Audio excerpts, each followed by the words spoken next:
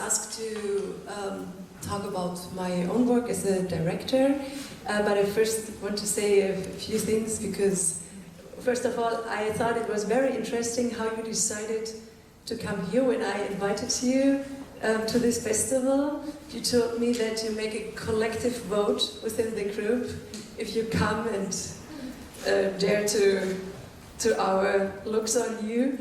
And if there would be one voice not agreeing, you would not have come. I think this was a great method. So I want to say something shortly, a short response to Tunde, because as you can imagine, I was sweating a lot when he was, because I was the one who invited Hebrew vacation. So I want to say 1 minute something. I don't know if I will make it, but I try. So of course they're kids and they did not decide by a collective vote if they want to come here, and I just want to explain a little bit my perspective. It's a fine line, this what is this exotismus and racism debate, and for me I invited it because I knew that there will arise a discussion about racism and exotism. But for me, the show is a discussion by itself about this topic. So that's what I saw within that play, and that's why I invited it. And this misusing thing is a very well-known topic within the last 10 years. Actually, mostly I'm asked from the outside, don't you think you misuse those people? If you look at the festival, how many different people there are on stage. There are disabled people, but there are also middle-class people, there are son and daughter, there are Roma people. I mean, this discussion is not new to me, but I was also blamed in Munich in one discussion that I put the Jewish community on stage. I was really blamed hard for it, but they did not even ask if maybe the director was a Jewish guy himself, but which he was, and also the musician. So in the end, if my feeling is, since I'm in that position, so every space I give, if I do what you suggested, in the final consequence, I only can invite white female ladies in that middle class, with middle class income. Just so I was there with my 16-year-old niece, and she's colored too, and she was the first one who jumped up when it was dark before clapping, and she was the first one yelling and clapping. So there is a debate about that, and we should proceed. We had a quite good talk afterward. We will proceed. I was not prepared to that, but I hope I could answer something. Okay, so far. So I go to my... and you know, it's a European festival, and not inviting them simply means they are not there. And it's a European festival, and I thought on a European festival we should also include the history of Europe, and this is colonization. And this for me is an anti-colonization piece, or at least it does the discourse. And maybe you also should talk to Constanza Macres, which comes from Argentina. She has also another perspective on this discussion. Okay, this is... I run that Bürgerbühne for the last 10 years, and each season I did 2 works as a directress by my own, and I chose some to introduce to you.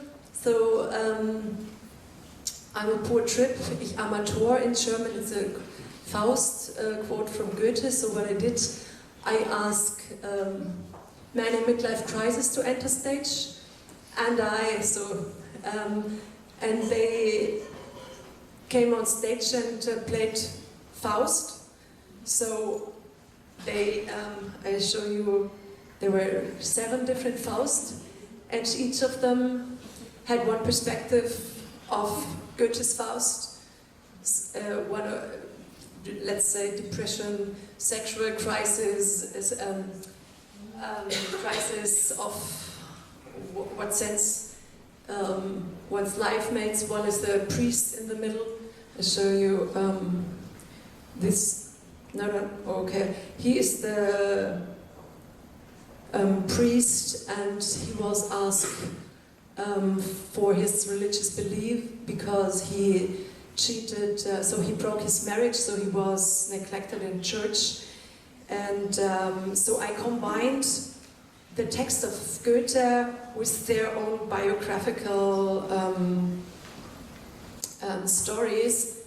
The second one on the left, he's quite a young banker. He was, Sebastian, he's 34, and he came and said, I really have a big midlife crisis. He was a very successful young banker, chatting between Tokyo and New York in first class airplane. And he broke down and said, I stop it. But he explained, for example, in the play, how Goldman Sachs and German Deutsche Bank would bet on Faust and Mephisto. So how this would work. And I was just listening, and so he was really the expert on that, and they all were on this is an old Armin. He's 75, and he's in a really good shape because he does a lot of sports, because he's a doctor, a chirurg. And he said if he die, he wants to have such good muscles that the female students cutting his body will really still like it. That was his story. So this is a disappointed teacher, like Faust also was,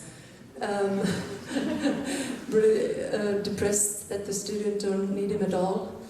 Here he tells his sins to the priest, because he was telling a story how a 16-year-old student came when their class was on a excursion. He came to his sleeping room at night and tried to wake him up. So what he felt when she did that. Though there was also some reenactment within the play of a famous Faust and Mephisto scene, so we kind of try to reenact instead of acting Faust, but still we use the text. Okay, this is a really simple concept. Yes, I do. I play with married people and those who were. So Ulrike she did a workshop on the term serenity. So you find things you didn't look for. We made an announcement that we're looking for a young prince, because we wanted this role as prince within here. And then he wrote an email, Emiliano, he wrote an email, oh, too bad that you need a young prince, because I'm already 40, but I'm a real prince from the kingdom of something. I don't remember exact the name, and he told about him and his thinking about marriage and about his father who had 40 wives. So this is one example also. It's not so pretty photo, but still. Thomas. So I had an author within that play, and she in the end she writes scripts for movies, and in the end she said, if I would have suggested those stories to my producer, he said, we won't make it because it's too constructed, it's not real. But those stories, I mean, he was a steward in the airplane, and he married 3 times a stewardess from his team.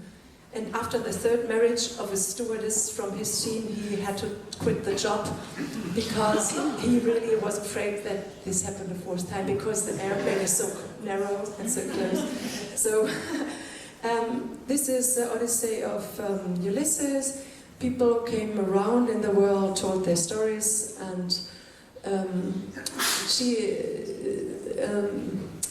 Anke from the left side, she told how long he had to wait for her husband because he was always late, and she also waited for him emotionally so long that she broke up the relation. This was so he was a soldier in a ship, so also Ulysses on the ship, you know.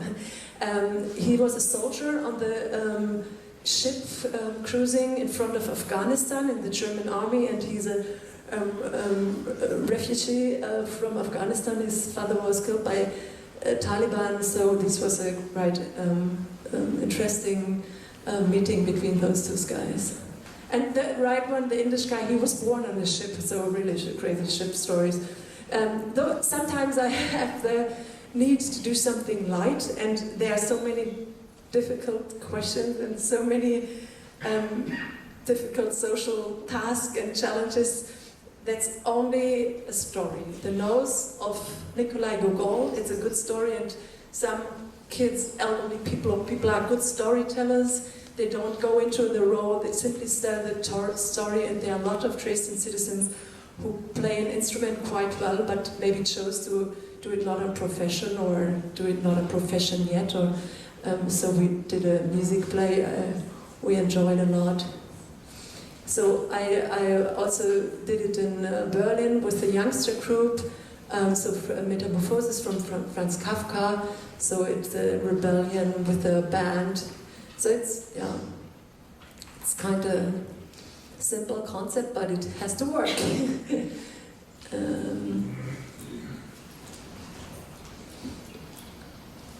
There's Insect Rebellion. So this was a project I did in Mannheim. This is a young, this is a Russian lady living in Mannheim, and the video you see, it's a former. She's a 92-old lady living in Russia and fighting in the Second World War as a warrior, female warrior. And what we did, we traveled. So that young Russian lady from Mannheim and me traveled to Russia and interviewed those old warriors. So the younger generation represented their warriors from their countries. And there was also, like this in Iraqi, so this is a young lady, and her mother was an Iraqi Peshmerga fighting in Iraq against Saddam Hussein, and she's a really bored, mobile fashion girl, and she really wants to be a hero like her mother. Because that's, the question, it was Schiller's play, the female, how do you call it, Jungfrau from Orleans? Yes, from Virgin of Orleans. It was the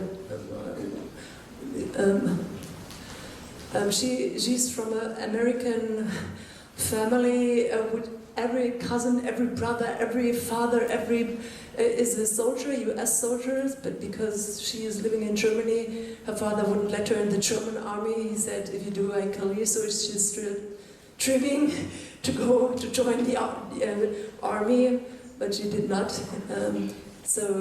She's quite a Muslim, like, feminist.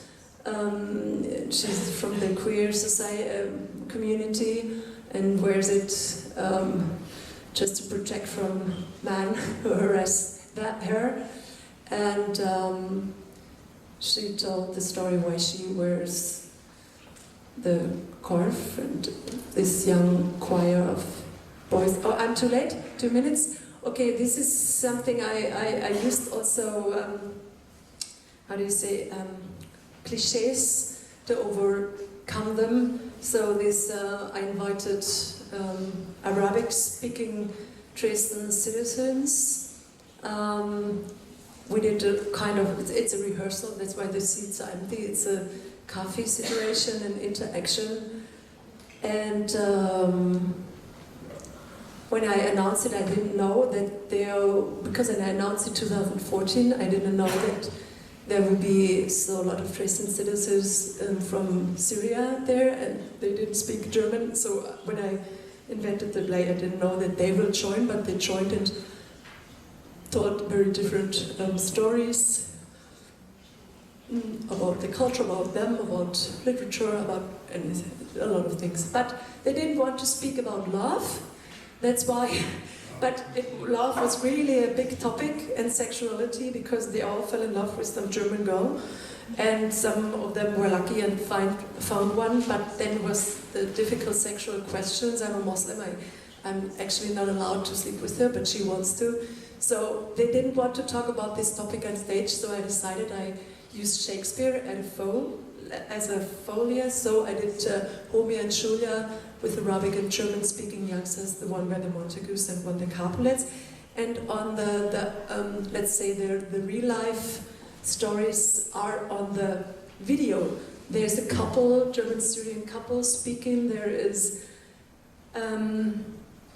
also a lawyer speaking, if Romeo would have to leave the country after that crime. There was a Muslimic sexual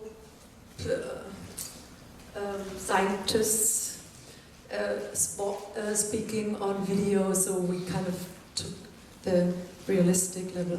So you stop me because... Okay. Let's stop you after this. Okay. This is an 80-year-old man and a 10-year-old boy. It was a play I did. It looks, maybe this is a sketch in the whole, on each stage in the theater, so in each corner of the house, in the cellar and in the workshops and everywhere, there were stories of the since 1945. And these stories always had a political connotation. He, for example, told about parties, because when he was 10, the same age the young boy was, he flagged the Nazi flag with his father, and then he joined the Socialistic Party, and then after the reunification they tried him to get to the CDU, and so it's he's an architect, and he was also building the Alexanderplatz in Berlin and the Kulturpalast in Berlin, so it's a quite interesting person and has a lot to tell. So these were three teachers talking about teaching politics as teachers during GDR. This is for the audience, the seats, and a lot of stories within the whole house. This is photos from before the performance on different places. These were the children on the big stage looking into the future. So I go, okay, good. Okay. Okay.